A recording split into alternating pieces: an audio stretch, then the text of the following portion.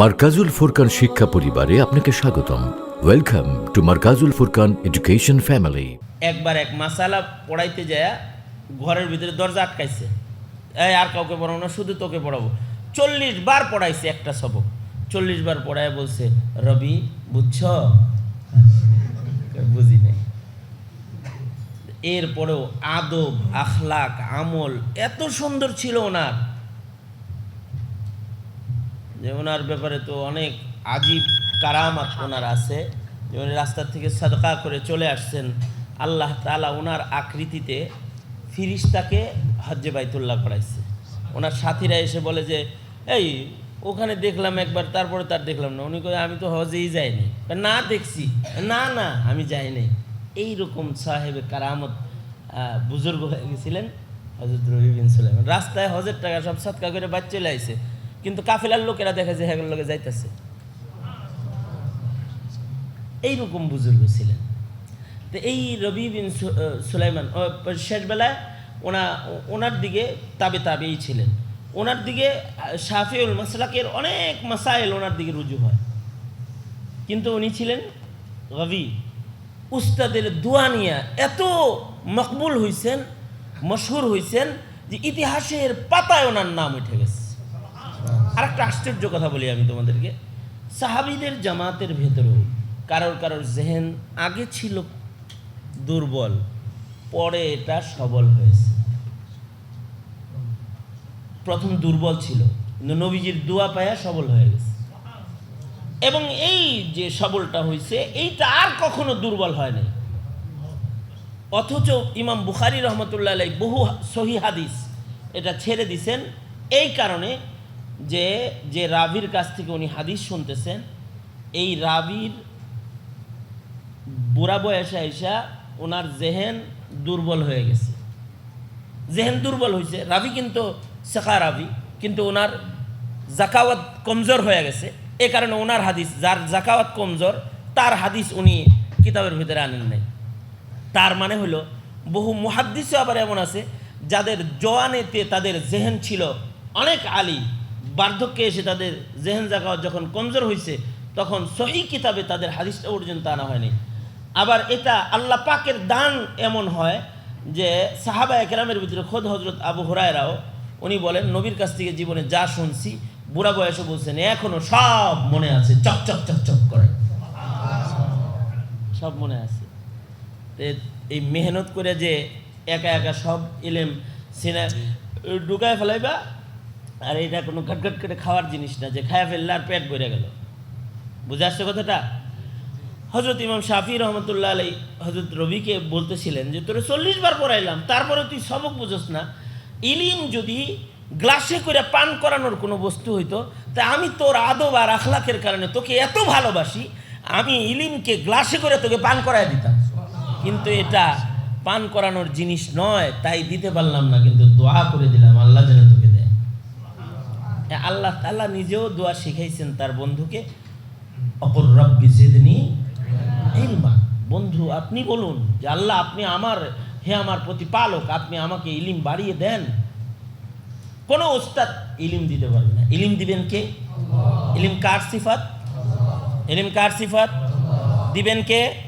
চায়া নিতে হবে কার কাছে? তবে অবশ্যই লাগবে খুলুসিয়াত ও মেহনত, ইখলাস লাগবে। আমল করার নিয়তে ইলিম শিখতে হবে, আল্লাহকে সন্তুষ্ট করার নিয়তে ইলিম শিখতে হবে, এবং মেহনত করতে হবে। মেহনত যারা করবে তাদেরকে আল্লাহ তাআলা ইলমে নাফে দান করবে। উমরা কেন, হজ 32টা ঘোষণা দিলেও ইলম পাবে না যদি কেউ মেহনত না করে। কিন্তু ধন্যবাদ জানাই মোহতারাম সাহেবকে, তিনি তোমাদের পড়াশোনার আগ্রহ উদ্দীপনাকে বাড়ানোর জন্য উমরা টিকিট, উমরা এগুলোকে পুরস্কার হিসেবে ঘোষণা দিচ্ছেন। এটা তো আজিমুশান নিয়ামত। এই নিয়ামতের শুকরিয়া যদি কেউ না করে, তাহলে তো এটা তার ইমানি কমজোরিও হয়ে যাবে। কারণ হব্বে বাইতুল্লাহ মিনাল ইমান, হব্বুন নবী মিনাল ইমান। রওজা আতহারের মোহাব্বত, বাইতুল্লাহ শরীফের মোহাব্বত মিনাল ইমান। ইমান এটা বুঝে আসছে নি? তোমাদের বুঝে আসছে তো? আর ওই যে কইছে না যে এখানে আমার খানগাহি নিজাম চলে, সুতরাং যে লেখাপড়া করবে না, আস্তে করে খালি যায় ওগা। আর যদি লেখাপড়া করো, আমল ঠিক করো, তাহলে জমে বসে থাকো, তাই দোয়া পাইবা, মেহনত করবা, আল্লাহ তাআলা চমকায়া দিবে। হাজারো লাখো আলেম আছে, কিন্তু আল্লাহ যাকে পছন্দ করে ফেলায় আল্লাহ তাআলা তাকে চমকায়া দেয়, আল্লাহ তাআলা তাকে চমকায়া দেয়। সুতরাং এটা খুব মানে উপলব্ধিতে আনতে হবে। এটা যারা উপলব্ধিতে আসবে না, সে কিন্তু এই জিনিসটা বুঝবে না। লাভ কি? ইলমের দ্বারা মর্যাদা কেন? কিছু কিছু জিনিস আছে দৃষ্টান্ত দিয়ে বললে সহজে বুঝে আসে। যে কোনো জিনিস বুঝাইতে যায় যদি দৃষ্টান্ত দেওয়া হয়, তাহলে এটা সহজে বুঝে আসে।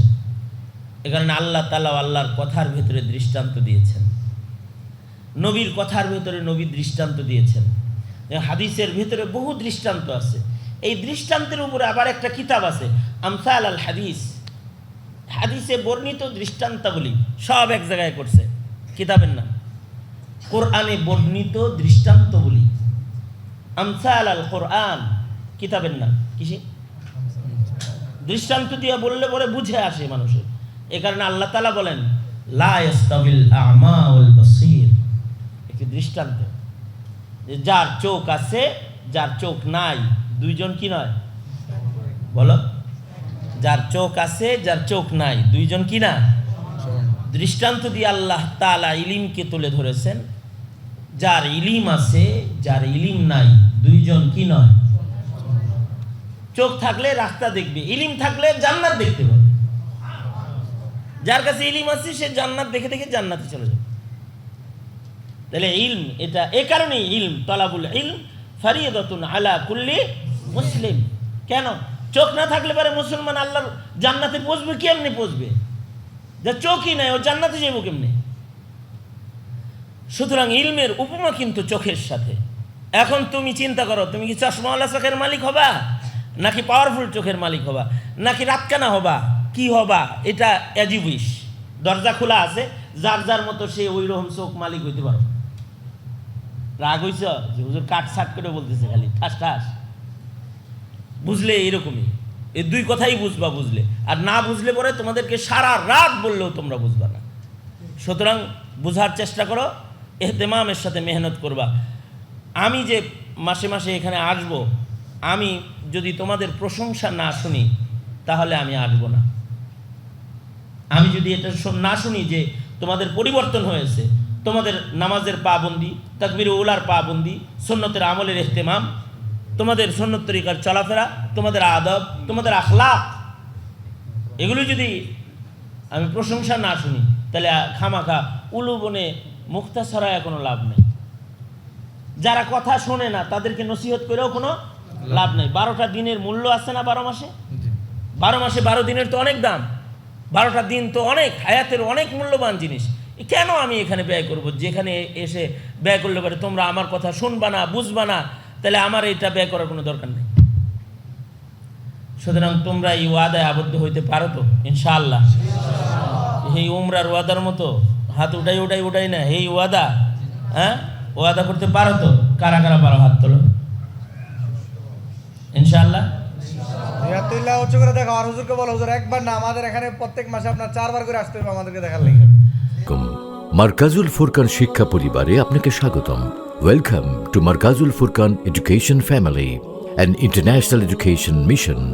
আমাদের প্রতিষ্ঠানসমূহ Markazul Furqan ideal madrasa, Markazul Furqan ideal girls madrasa, Markazul Furqan ideal English version Islamic school.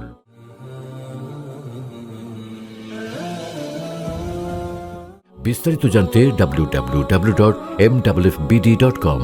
ধন্যবাদ।